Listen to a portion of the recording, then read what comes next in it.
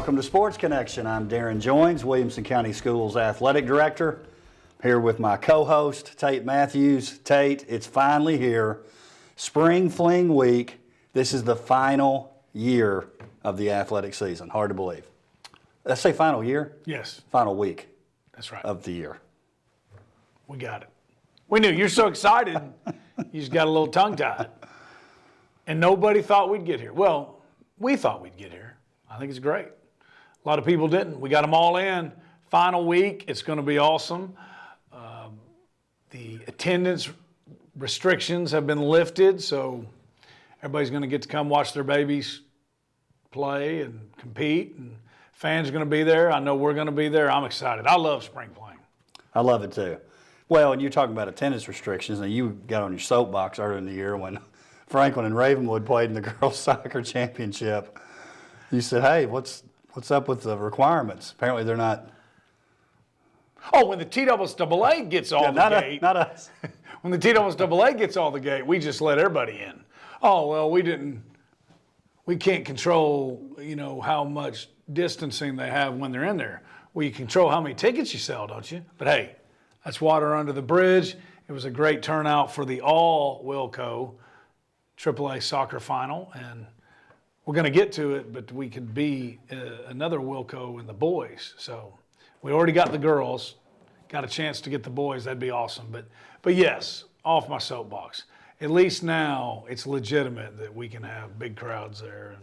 Well, and listen, TSSAA, they've had a tough job this year. They've had a tough job. I'm fine with it. Very tough job. No, I'm fine with it. What I'm not good with is pontificating to everybody else. It's kind of like Mayor Cooper. I'm going to tell everybody else what they ought to do, but then when it comes to us, now that's a different set of rules. I love the TSSAA. Of course you do. Hey, let's talk a little baseball. At the time of our show last week, we were heading towards the region championship. Independence and Ravenwood with a big rematch. Indy won their 6th straight postseason game. 10-2 win over Ravenwood. They were district tournament champions, region tournament champions, and they did it what I would call the right way. Went straight through without a loss. Winning pitcher that night was Dalton Dickerson, 6 innings, 7 hits, 6 strikeouts, and no walks. Drew Blaylock, 3 for 3, 3 runs and an RBI. Ty Allen with 3 big RBIs for Independence. Ravenwood in that game, probably getting ready for the sectional. They end up using 7 different pitchers. It's kind of been pitcher by committee all year for Ravenwood, but again, in that region championship, Independence flexed their muscle. They definitely peaked at the right time. No doubt about it. What a postseason run they went on, and finished 6th in the district regular season, but that's why we've got the tournament. I love it the way it's set up. But you're right. They won it the right way in the district tournament once they got to 11 AAA tournament. And what a run they've been on, and some impressive performances there. Coach McClory's had them the last 3-4 years. They're playing as good a baseball as anybody around here. So great run. I'm just impressed. Ravenwood's got 7 pitchers. That's a lot. Isn't it? At least they did that night, right? Well, we move on to the sectionals, and here's where it got a little disappointing, right? Yep. For Independence in particular, to be up at home 5-2, top of the 7th, 1 out, nobody on base. They've played a very clean game. The pitching's been great. Will Tobin pitched 5 2/3 innings for Independence, gave up only 2 runs on 6 hits. And then it's Heartbreak City. From that point on, Clarksville in the top of the 7th, again, 2 outs away from advancing to the state tournament. Clarksville scores 5 runs on 4 hits, 3 Indy errors also during that stretch. The rally was capped off by a 3-run home run by Vanderbilt signee Kyle McGrons. So I know that was a very, very disappointing loss for Independence, especially playing at home, graduations that night, 1 game away from the state, and only 2 outs away from advancing. Yeah, they just kind of like in football and basketball, we talk about closing it out. They just couldn't close it out. And, yeah, you're right. And adding insult to injury, a lot of people thought Clarksville was the best team in the state. And so 2 outs away from making sure they don't even make it to the state tournament, would have gone back for the 2nd time in 3 years. They were just so close, and then it just kind of, you lost momentum, and then it kind of unraveled. We've seen it so many times in other sports, but this is what happened. I mean, they were so close, but what a great postseason run they were on. It was almost, make a documentary about it. It was very storybook for sure. Independence did finish up with 12 hits in that game. Cooper Hargrove, 3 for 4, 2 RBIs. Logan Molnar, Grant Morgan, both with a couple of hits. Ravenwood travels to Beach, and they lose 4-1 again in the sectional. It's kind of the same thing. Lead late in the game. Ravenwood's up 1-0 going into the bottom of the 6th. An error led to the tying run, and then a player interference call on a stolen base attempt by Beach with 2 outs that would have ended the inning. You get a player interference call on Ravenwood, and then next thing you know, you turn around, Beach has scored a couple runs, they add a couple of more, and then from that point forward, Ravenwood couldn't get anything across the plate, again 4-1. And the thing that was interesting, it was kind of set up because they had Luke Centard, who was pitching for Beach. They avoided Chase Burns, who did not pitch that night, who is probably the best pitcher in Tennessee, maybe a first-round draft pick. So it was looking pretty good for Ravenwood, but again, Coach Bourne and Ravenwood, great regular season. The bats went cold in the postseason. I was going to say that. I don't know what happened there. Independence's bats heated up in the postseason. Ravenwood's cooled off. So you're right. And Chase Burns will be a first-round draft pick. It's where and how early in the first round does he go? But I know Coach Bourne and Ravenwood knew. Everybody said all year long, don't sleep on Page. They've got 2 pitchers. One of them is going to be a top 15 pick, but the other one, Sonar, Beach. Yeah, Beach. I'm sorry. Yeah, are the real deal. So, but yeah, you thought you had to really like their chances, and that's crazy that both of those teams. I think Wilco teams are known for being disciplined. Not a whole lot of mistakes, and both of them their undoing was late errors. That's uncharacteristic of either one of those teams, I would think. So happens sometimes though. Again, great seasons. Hey, let's talk about some positive. This is positive. I know you're excited about this. Region Championship, Nolansville with a big 15-5 win over Giles County. That was a game that was 6-5 just a week earlier in the district championship. This one, they left no doubt. Ethan McIlvain, 3 for 4, 7 RBIs, 2 home runs, including a grand slam. Yeah. Pretty big game for Ethan. Well, there's your difference in 6-5 and 15-5, right? and it was a bomb too. Tyler Hummel, another name we keep mentioning, right? Yep. Good game for him. Comes on in relief, pitches 3 innings, 4 strikeouts, gives up only 1 run on 3 hits. He's the winning pitcher. Nolansville, 13 hits in that game. Jackson Hill with 3 hits, 2 RBIs, and 2 runs. Couple of hits each for Ethan Seiling, Quentin Jenkins. Then we moved to the sectional, and the talk was, hey, this is going to be tough to beat ML King. Not with McIlvain on the hill. How about that start he had in that game too, Tate? Oh, he went off. Struck out. Hey, I asked Coach Hudson, I said, when did you know he was on? He said, first inning, first few pitches. He struck. Talk about setting the tone and sending a message here. He struck out the first, not got out, struck out the first 8 that he faced. It's pretty good run there, but it's pretty intimidating, right? And but he's been doing it all year. 9-1 on the season, and the thing that we forget about sometimes, he's just a sophomore, powerful guy. Asked Coach Hudson what kind of performance. How would you describe that performance Friday night? He said dominating. Pretty good. This is a great word to use. Hey, and he also, again, 2 for 3. 2 RBIs in that game. Ethan Seiling also had a couple of hits. And here's what I thought maybe works out even better for him. He only pitches 4 innings. Right. So getting to rest that arm a little bit going into the state tournament. I don't know if I know you have because we talked about it before. You've looked at that bracket. Yep. There's Signal Mountain in the first round, and they're in the same bracket with Ripley and Pigeon Forge. I like Nolo's chances. I like Nolo's chances. I think they like their chances. And back to Hummel, I think it goes noting, here we are. We're in the state tournament now. Friday was the sectional game.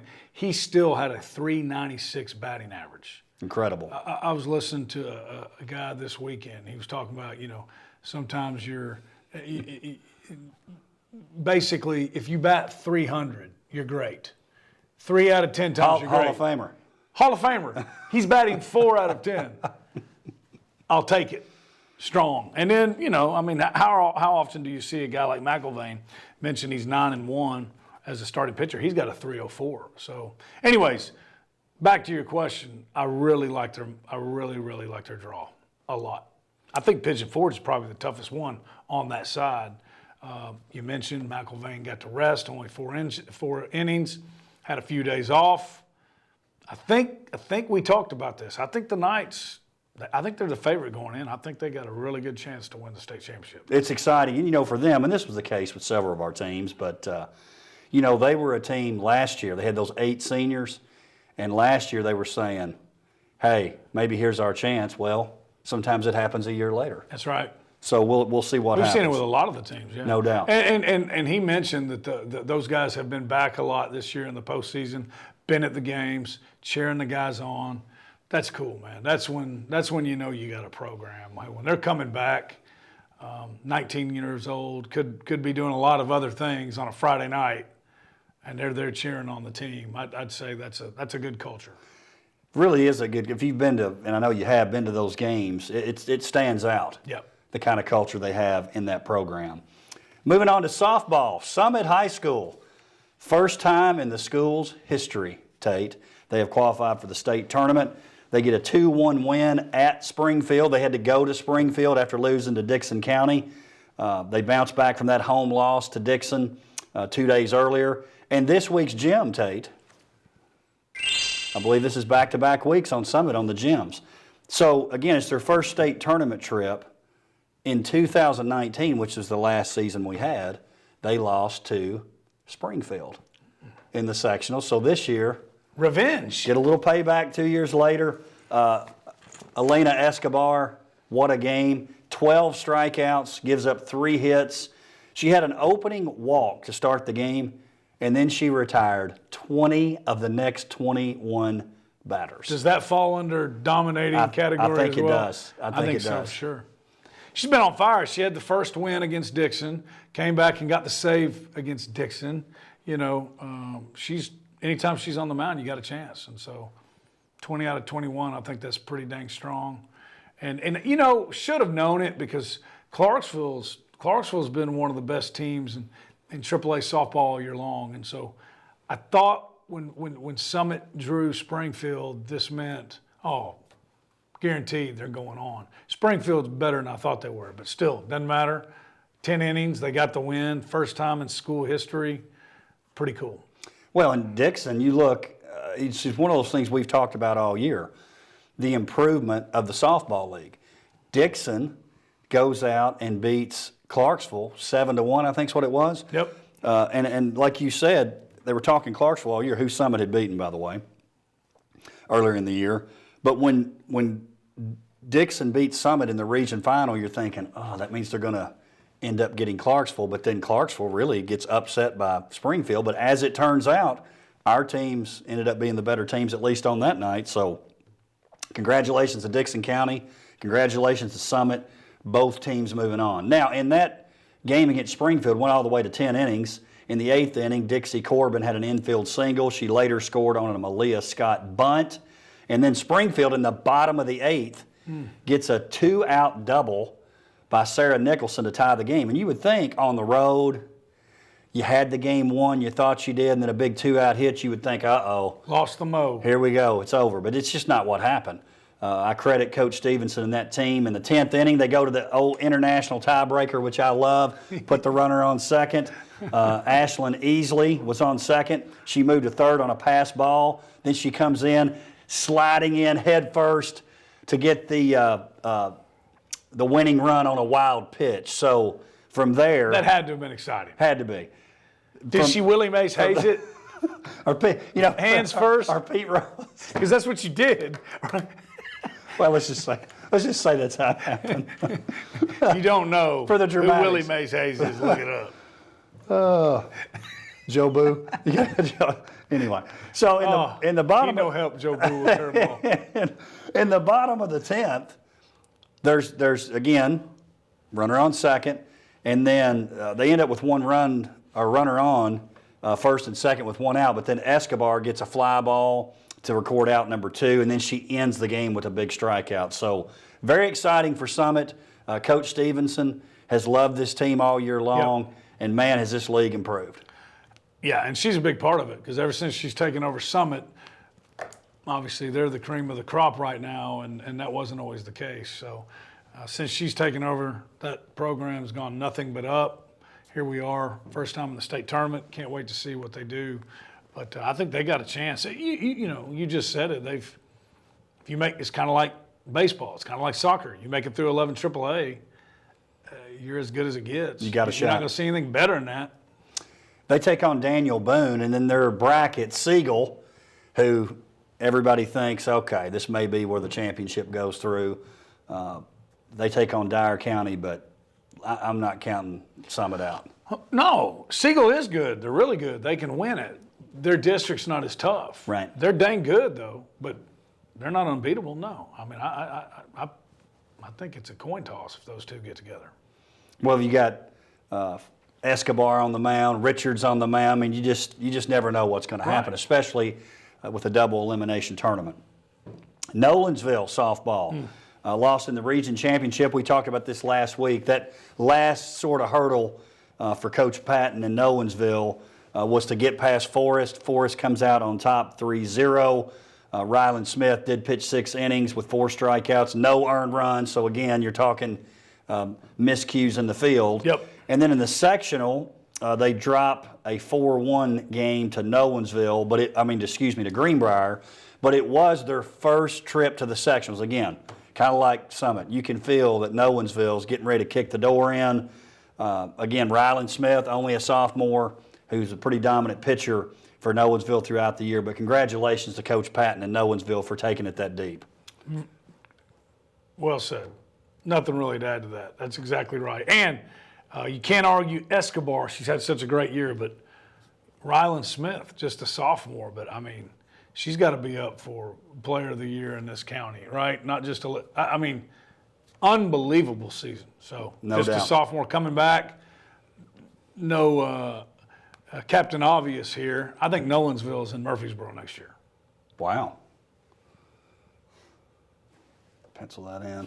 No. Yeah. Pin it in. She's going to be a junior? They're in. Well, you got that dominating pitcher. It right. obviously means a lot. Let's talk a little soccer. Now, Yes. This one may be surprising people. Franklin in the region championship defeats Brentwood 2-1 after losing not only the week before 3-0, but 2-0 during the season. So they had been beaten 5-0 cumulative, but they play in the region championship, and Bradley Whalen gets 2 goals for Franklin. According to Coach Burgoyne, and I believe him when he says this, scoring that first goal gave his team a lot of confidence. So they score to go up 1-0. They finish out the game, and then turns out pretty good in the sectionals as well for Franklin. Yeah, maybe the 2 best teams in the state. Yes, especially the way Franklin plays. Getting on that board first was very big for their confidence, and they've had a hard time scoring against Brentwood. Now, you know where I'm going with this, right? We got a lot of friends that watch this show. Some Brentwood soccer people. Do you remember last show you were talking about can't beat somebody 3 times? That's hogwash. Maybe beating them 3 times is harder than. Well, in this case, maybe it was. I think it's the 2 best teams in the state. Congrats to Franklin, man. It's awesome. Big win. I know Brentwood's hurting and it had a chance, but I think that one changed the team. Huge win for Franklin. Going to the sectionals on Saturday, Franklin hosts Smyrna. Smyrna, a really good team. I think they had won 13 in a row before they lost to Station Camp. Smyrna goes up 1-0 in the first 5 minutes of the first half, but then Benji Wright responds with a goal. on a pass from Bradley Whalen. And then in the second half, so we're tied at 1 at the half, Franklin scores 3 straight goals. Shields, Wright, Whalen, all with goals. They go up 4-1. They end up holding off Smyrna, who did score 1 additional goal. But 4-2, state tournament for Coach Burgoyne in Franklin. They take on Columbia, and they're in the same bracket with Bearden and Collierville. I like the draw I do too. for Franklin. I do too. Like it a lot. I think you're very possibly looking at a Franklin Station Camp final. Well, and talk about Station Camp. I mean, obviously they were a really good team, but we talked about it before the show that not only winning the region final was important because you want to win, right, and play at home, but you were going to get to avoid Station Camp, who on the year 15-0-6. One of those ties was to Brentwood. That's right. But on Saturday, Brentwood didn't have it. Yeah. And you think it might have been left over from that Franklin game? I think it could be because, hey, there's no shame in losing to Station Camp, right? I don't does anyone really think Station Camp is 4 goals better than Brentwood? I don't. I know they were that day. I don't think. Well, the momentum gets going. Right. Right. I think that was a heartbreaking loss, tough loss. And no shame in losing them. They've won 2 of the last 4. They've been to five straight AAA state soccer tournaments, okay? Which is not easy to do. Well, look at Brentwood and Franklin. They, as dominating as they are, they didn't go to 5 in a row, That's tough to do. So Jeremy Cook's the coach up there. He's good, man. You know him. Know him well. He's got the program going. So, again, I think they got to be one of the favorites. But no, I don't think they're 4 goals better, even though they were on Saturday. But that's what happens. You ended up going on the you controlled your own destiny. You lost to Franklin, and then but no shame in the Brentwood season. What a great year for them. Just came up a little short. Something pretty unique there for Coach Burgoyne. If they make the final, which again I think they've got a shot, that would be championship games and at least the state tournament, right? They're in it, in boys and girls, same year. Oh yeah. Pretty good year, Coach Burgoyne. We approve. Yeah. Your contract has been extended. Can we do? You're the district. Can you do that? I don't know if I have that authority, but let's just say I do. Sounds good. Be a lot of maroon if those two get together. Station Camp's maroon too. Lots. Hey, Paige, again, I keep saying this about them, just kind of quietly doing their thing. Maybe it's because of the league they're in, but in terms of WCS, we talk a lot about Brentwood and we talk a lot about Franklin, but pretty darn good Paige team. I was out watching the region semi last week, but they end up beating Murfreesboro Central 3-1 in the region championship, and we were talking about this last week. That was the third meeting. They had tied the first one. Then Paige wins in the district final, and then they win again in the region championship. And then they go on in the sectionals and get a 2-0 win over MLK. It's their first trip since 2017, which again is not that long ago. But, right. But the point I would like to make here, in 2017, they were state runner-up. Scoreless at the half against MLK, and then Hyatt McDonald and Jamie Smith get goals in that particular game. And I failed to mention this, in the region championship, Nolan Colliday, Hyatt McDonald, Grayson Dugan, all with goals. So Coach Clapp and Paige, they've got it going. They play Howard in the first round. They're in the same bracket as South Gibson and Greenville. Again, I think pretty good draw there for Paige, like Franklin. I like it. The Howard now, they're kind of like MLK. I think they're a magnet, but they're not your traditional. Here's your zone, and so they can be a little sneaky sometimes about who ends up there. Kind of like Crawford says, we play with whoever shows up on the yellow bus. They don't have to do that, right? So, but yeah, I like the draw. So I'd be lying if I said I knew something about Howard. They can surprise you though. So, but I think we're good. I like the draw. Hey, track. I know you saw this. The state pentathlon. Holland Powers from Brentwood gets the win. Congratulations to Holland, had a great year. And then the runner-up, Elise Dobson from Nolansville. So pretty nice showing there in the pentathlon for WCS. Yeah, we'll take it. But here's the thing. Here's what I would say. Okay, a couple things. I broke this thing down. Did you dig deep on this? Let's see how deep deep you dug. Holland Powers. We've been using the word, this third time we've been using the word dominating, okay? One, been telling you, the Lady Bruins are the favorite for the AAA state title. Well, guess what? When they start on Tuesday, they're already up 10-0. They got 10 points from this pentathlon championship. Holland, this is how dominating she was. 3,591 points. There's 5 events. Pentathlon, right? 1, 2, 3, 4, 5. First place, long jump, and the shot put. First place. Second place, 800 and the 100-meter hurdles. And then the high jump where she just totally stunk it up. She got 4th. Are you kidding me? So I'm thinking she ran away with it. Then you look at what Elise did, right? Elise got runner-up, correct? Yeah. She gets 1st in the high jump, 2nd in the shot put, 3rd in the long jump, the 100 hurdles, and the 800. That was a deep dig right there. That's pretty good. That is dominating. You did your work. Thank you. Nice homework there. And if you looked at 3rd place, did you see the difference between first, second, and third? It's like 600 points. I mean, it was a pretty big difference. So, again, dominating performance. But can you imagine, and shout out to Elise, that is so awesome. But think about that. She got 1st, a 2nd, and 3 thirds and got 2nd. It's incredible. That's crazy. It's incredible. 2 great athletes there. Yeah, I'd say WCS, we got a grasp on the pentathlon. The decathlon was also last week. Sam Sullivan of Brentwood finished 7th. Patrick Lama from Franklin 8th. So congratulations to those 2 young men as well. We're going to finish up with a little tennis. Girls tennis sectional. Franklin goes to Mount Juliet, gets a commanding 4-0 win in the state tournament. And again, only 4 teams in the state tennis. Franklin takes on Cookeville. The other side of the bracket is Collierville versus Science Hill.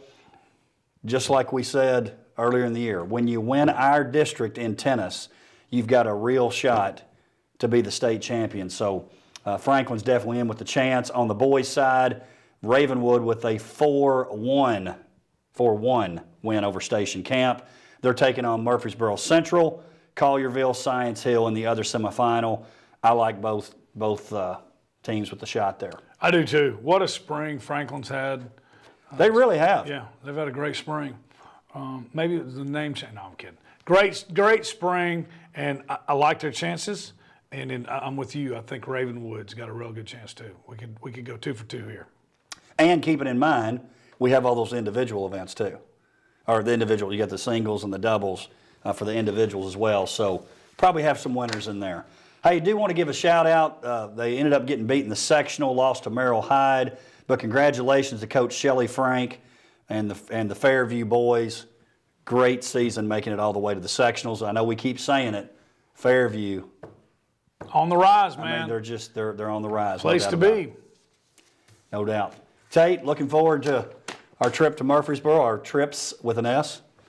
We'll be over there. It's hard to believe that end of this week, come Friday, spring's over. Yeah, but we got a pretty big event coming right after that. Yes, we do. Look for some Wilco Award Super finalists excited. Coming out.